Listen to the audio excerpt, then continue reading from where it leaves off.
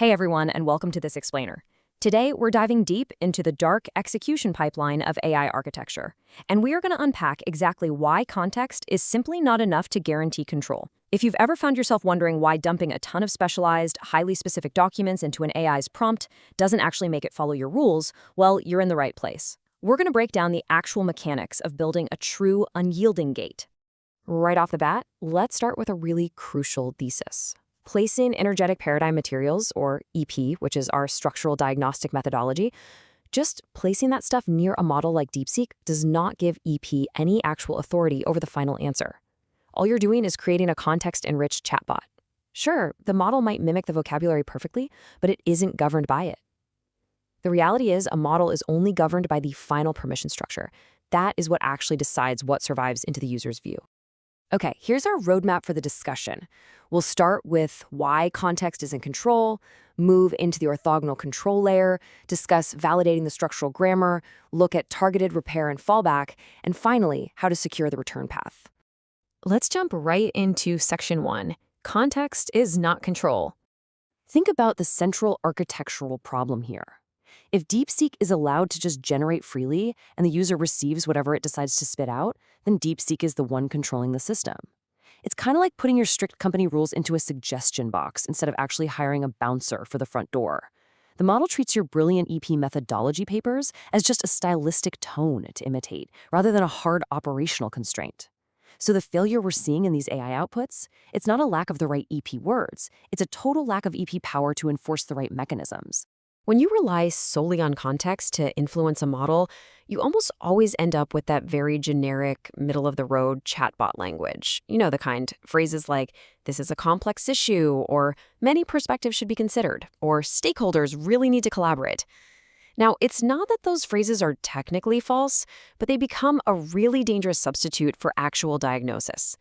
What we actually need from the system is a concrete causal diagnosis, one that specifically identifies the exact control layers and protected flows that are sustaining a given problem. Which brings us to section 2, the orthogonal control layer. So to guarantee we get that causal diagnosis every single time, we have to build an orthogonal control layer. Think of it as a solid, unyielding gate placed right across the AI's fluent generation path. The execution path has to be heavily controlled. A user request comes in, it's framed as an EP structural task, and then DeepSeek generates a candidate answer. But here's the kicker. That generation does not go straight to the user. It hits the EP validation gate first. If it fails, it's forced into a targeted rewrite. Fails again, it hits a deterministic fallback. EP is sitting at a hard right angle to the generation flow. This completely separates the responsibilities. DeepSeek and EP are performing totally different, orthogonal jobs here. DeepSeek is the expressive generator. Its job is to provide the reasoning capacity and generate the language. But EP? EP is the independent judge. It scores that language, it blocks it if it's missing structural mechanisms, and it supplies the fallback if needed. Being orthogonal doesn't just mean throwing more of the same prompt material at the model. It means introducing a completely different functional angle that independently reduces error. For EP to act as a true orthogonal control layer, it absolutely must wield 4 distinct powers. First, inspection power, to actually search the output for required structure. Second, rejection power, so it can outright block that generic fluffy LLM prose. Third, repair power, to force a rewrite based on highly specific failure reasons. And fourth, replacement power, allowing it to swap in a deterministic scaffold if the generator just completely fails. If your correction layer doesn't have these 4 powers, it's really just offering advice. With them, it's a governing layer. Moving on to section 3, validating the structural grammar. When the validator is doing its job, it's not looking for superficial EP branding. And it's definitely not just checking if the AI sounds smart. It is actively tracing causal relationships. It's hunting for the control layer, the protected flow, and the sacrificed flow.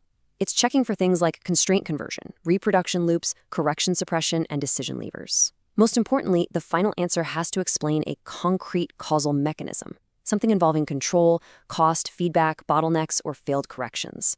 It cannot just offer broad commentary. The validator scores the candidate answer using a very specific minimum criteria. It's essentially a robust Boolean checklist. Does it have a control layer? Yes or no? Does it have a protected flow?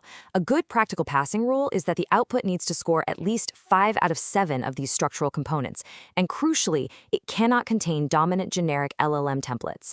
The goal for this first version isn't absolute, flawless perfection on day one.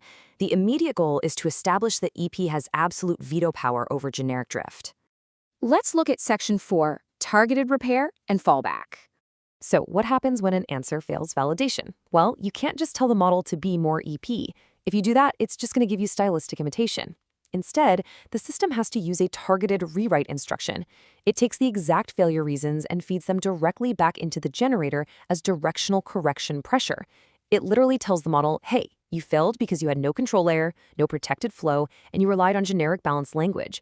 Rewrite this and include these missing components. You are forcing structural correction, not just a tone adjustment.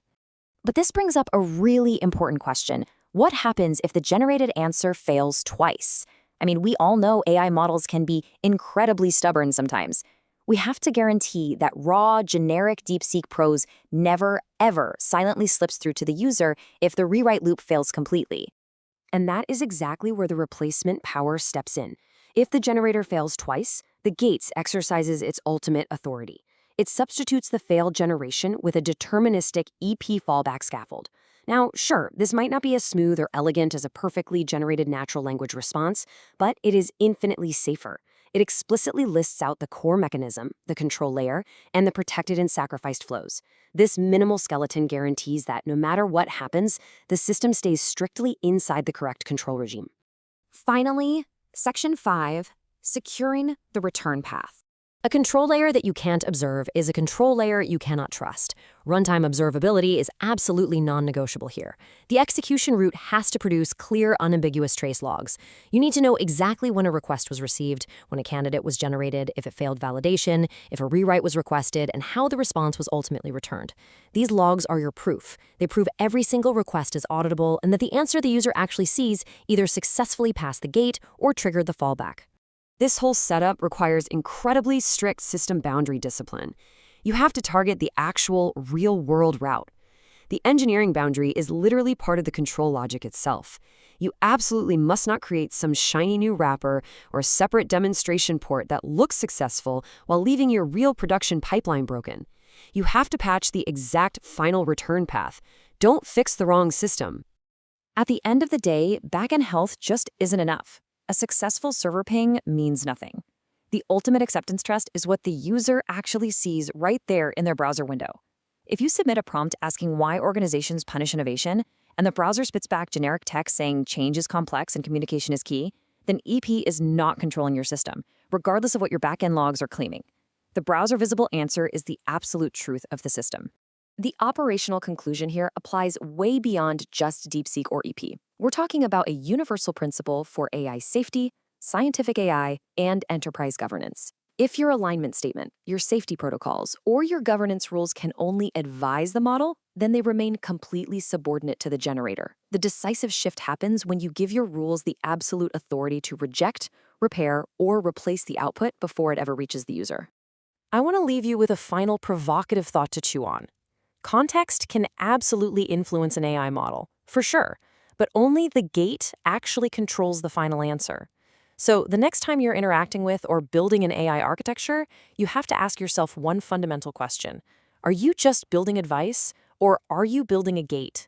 Thanks so much for joining me for this explainer, and remember to keep questioning the structures behind the screen. See you next time.